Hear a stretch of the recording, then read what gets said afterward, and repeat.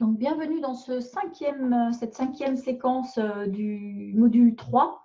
Donc, nous allons, donc le module 3, on est toujours dans la construction et la compréhension de la carte énergétique, le diagramme de naissance. Donc, dans cette cinquième vidéo, nous allons nous intéresser aux 60 binômes. Alors, on a vu qu'on avait donc 12 animaux, donc les 12 branches terrestres, et on a 5 éléments, donc 5 éléments. Alors, pourquoi 5 et pas 10? Eh ben, on va en reparler tout à l'heure. Donc, 12 fois 5, ça nous fait 60 couples, avec donc 5 éléments et 12 animaux. Donc, c'est un peu comme une roue dentée, deux roues dentées qui s'incrémentent de façon séquentielle. Donc, on a dit précédemment que donc il y a un cycle, l'eau, puis donc le bois qui est le début du cycle, puis le feu, puis la terre, puis le métal, puis l'eau. Et c'est pareil pour les 12 animaux. On commence avec le tigre, ensuite on a le lapin, le dragon, le serpent, le cheval, etc. Donc, on a vraiment deux roues dentées qui tournent l'une avec l'autre. Alors, ça nous donne 60 couples. Donc, vous avez, je vous ai mis à télécharger donc, ce document, donc 60 binômes tronc-branche,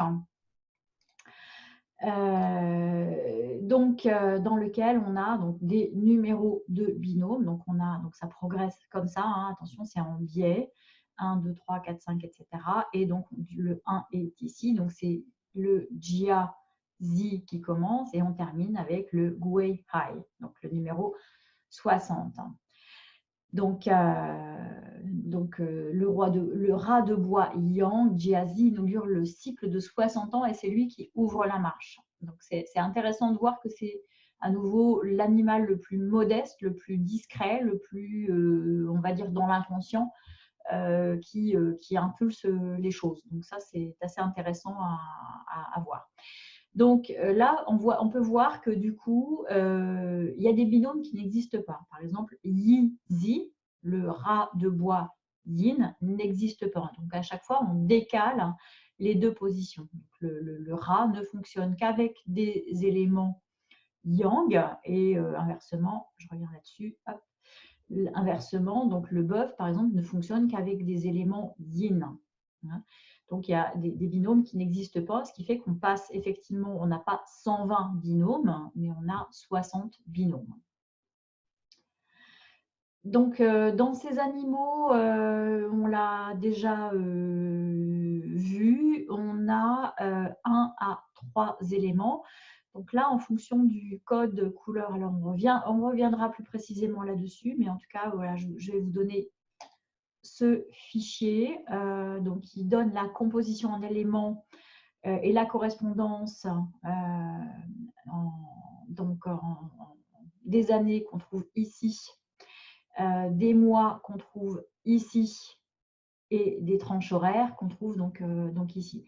Alors attention, les dates pour les mois, donc je vous ai mis, ça peut varier plus ou moins d'un jour en fonction de, est-ce que c'est plutôt tard le soir ou le matin, tôt le matin. Et ces horaires, ils sont indiqués en heures solaires vraies, donc il y a à corriger pour avoir l'heure légale, si on veut regarder à la montre ce que ça donne.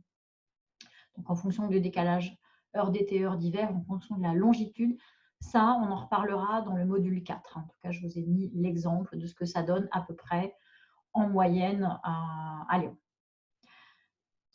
Hop. Donc, alors là, donc ce cycle des 12 animaux, avec les, donc je vous ai remis également les idéogrammes au cas où vous auriez besoin de les retrouver. Donc, alors, qu'est-ce qu'un binôme? Un binôme, c'est un couple formé avec une branche terrestre, un animal, et un tronc céleste. Donc ici, la branche terrestre, c'est un des 12 animaux du zodiaque qui contient 1 à 3 éléments. Donc, on a des animaux purs, vous vous rappelez, le lapin, le coq et le rat. Et puis, on a des animaux qui comprennent une forme de mixité. Par exemple, le tigre, on a 3 éléments. Tous les animaux terres, on a 3 éléments. Etc. Et le singe, donc les animaux qui sont dans les diagonales, le singe, le serpent, alors le cochon en contient 2, et le cheval aussi en contient 2.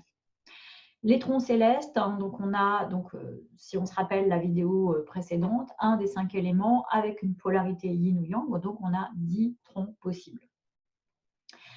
Et on se rappelle que le tronc correspond au manifesté, au visible, à l'agissant, alors que la branche terrestre correspond au potentiel, au caché, à l'invisible, à l'inconscient, à l'occulté, en tout cas le potentiel non encore manifesté.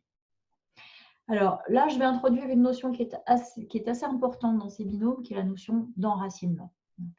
L'idée, c'est que quand nous, on dessine un arbre, en fait, à la mode occidentale, on va dessiner voilà, la surface du sol, et puis on va dessiner un tronc, puis on va dessiner des branches. Alors qu'en fait, la notion d'arbre est un peu plus complexe que ça. Quand on s'intéresse à l'idéogramme arbre, donc là, je vous ai mis l'idéogramme le plus ancien. Donc vous savez que les idéogrammes ont varié dans le temps. Donc ça, c'est l'idéogramme initial, et puis qui a évolué effectivement pour arriver à l'idéogramme arbre moderne, en fait, c'est celui-ci. Donc ici, on a vraiment l'idée d'une symétrie, donc qui est plus proche de ce qu'on a ici, c'est-à-dire que, ok, on a le tronc, les branches, mais on a aussi des branches enracinées dans le sol, donc d'où l'idée de branche terrestre. C'est-à-dire qu'on a la partie visible, céleste, et puis on a la partie qui est dans la terre, donc les racines. Donc l'idée, c'est que le tronc, ce qui fait la solidité d'un tronc, c'est pas ce qu'on voit, c'est ce qu'on ne voit pas. C'est ce qui est en dessous de cette surface du sol. Donc, c'est la puissance des racines. Vous savez que, par exemple, certains conifères, en cas de tempête, sont assez malmenés parce que déjà, comme ils gardent leurs feuilles, ils ont beaucoup plus de prise au vent, et puis ils ont des racines qui sont plutôt en surface, ce qui fait que s'il y a un gros coup de vent, en fait, ils vont plus facilement être déracinés que des arbres qui sont peut-être plus, on va dire, moins majestueux, moins impressionnants, mais qui, eux, on va avoir des racines un peu plus, on va dire, un peu plus solides. Donc, la branche enracine le tronc, donc ça, c'est une première façon de le dire.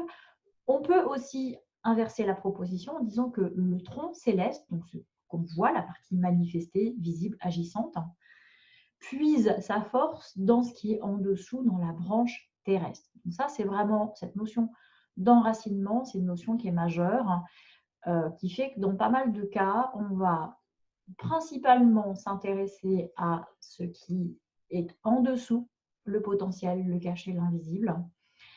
C'est un peu d'ailleurs ce que je trouve intéressant dans cet idéogramme moderne, mu l'arbre, c'est que si ce trait horizontal représente la surface du sol, en fait, on voit que le focus de l'idéogramme, on va dire le centre de gravité de l'idéogramme, il est en dessous. C'est-à-dire qu'il y a vraiment un focus qui est mis sur les racines et pas sur ce qui est au-dessus de cette surface du sol. Donc, cette notion d'enracinement est extrêmement importante. Donc, la réalisation, la solidité de la réalisation. Donc, un tronc qui est très enraciné, ça va être un gage de force, de qualité de la réalisation, de compétence. En fait, on peut aussi prononcer ce mot-là, alors que si on a un élément qui n'est pas très enraciné en dessous, on va plutôt avoir une notion de fragilité, de risque d'erreur, de manque de fiabilité, en fait, de manque de confiance en soi aussi sur ce point-là. On aura l'occasion d'y revenir.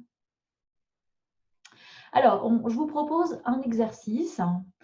Donc, on va, en fonction des deux documents que je vous ai montrés, qui sont en annexe, on va prendre 3 binômes, le binôme numéro 5, le binôme numéro 12 et le binôme numéro 30. Tout à fait au hasard, vous pouvez tout à fait vous entraîner avec d'autres binômes. Et on va répondre à 2 questions. La première, donc, avec ce document-là, les 60 binômes tronc-branche. Quel est le tronc, quelle est la branche? Donc, on va noter, donc on va donner ce binôme. Et puis, deuxième question, est-ce que la réalisation semble bien enracinée? Donc là, on va s'intéresser à, ok, j'ai trouvé, par exemple, si on le fait avec le binôme numéro 1, On a un tronc bois, donc le binôme numéro 1, c'est Jia Zi, donc le rat de bois yang. Donc ça répond à la première question. Quel est le tronc bois yang? Quelle est la branche? Donc Jia, quelle est la branche? Le rat. Est-ce que la réalisation semble bien enracinée? Donc, je disais, est-ce que la réalisation semble bien enracinée? Eh bien, on regarde dans cette composition des animaux. Dans le rat, est-ce que j'ai du bois? Le bois, c'est la couleur verte dans le code couleur habituel. Ben non, j'ai pas de vert dans ce rat, donc le bois, il n'est pas enraciné dans le rat. Voilà, donc je vais vous laisser mettre en pause cette vidéo et on se retrouve juste après pour la correction de cet exercice. À tout de suite. Donc, on se retrouve pour le corriger de cet exercice. Alors, le binôme numéro 5. Alors, où est-il? Il est ici. Donc, on monte, on trouve le tronc céleste. C'est ici marqué tronc. Et ici, on file et on trouve la branche. Donc, ça nous donne un tronc, donc Wu, Terre-Yang et Shen, le dragon, et une branche Shen, le dragon. Donc, on a Wu, Shen. Alors, ça, c'est la première question. Quel est le tronc, quelle est la branche? Donc, on a trouvé ça. Est-ce que la réalisation semble bien enracinée? Donc là, on regarde qu'on a effectivement de la terre ici et de la terre ici dans le dragon. Alors, il se trouve que c'est la même terre, c'est-à-dire que c'est de la terre yang dans les deux cas. Alors, ce n'est pas forcément ça l'important dans l'enracinement. Ce qui est important, c'est qu'on retrouve de la terre, effectivement, en dessous, quelle que soit la polarité. Ça, c'est aussi une chose importante. Ça dit quelque chose d'une distorsion énergétique quand même, quand la polarité n'est pas la même. Donc là, on est vraiment sur quelque chose de très, très cohérent, très compact, d'ailleurs, parce que c'est de la terre yang. Mais en tout cas, si on avait de la terre yin, ben, ça marcherait quand même. Donc là, effectivement, oui, la réalisation est bien enracinée. Notre binôme numéro 12. Donc, où est-il? Alors, attention, hop, on suit, on arrive à 10. Alors, le 12, il est ici. Donc, c'est un tronc yi, donc bois yin, et une branche hai, cochon. Donc, yi hai. Donc là, également, on trouve qu'il y a du bois en haut dans le tronc. Le bois en haut, en tout cas, il est aussi enraciné. Donc, on a du bois en dessous. Donc, oui, il y a la réalisation est bien enracinée. Là, vous voyez, il y a une petite distorsion. Donc, on a du bois yin en haut et du bois yang en bas. Mais en tout cas, il y a quand même on va dire, ce bois, il est quand même enraciné. Dernier binôme, le binôme numéro 30. Alors, on le trouve. Où est-il? Hop, là, le 24.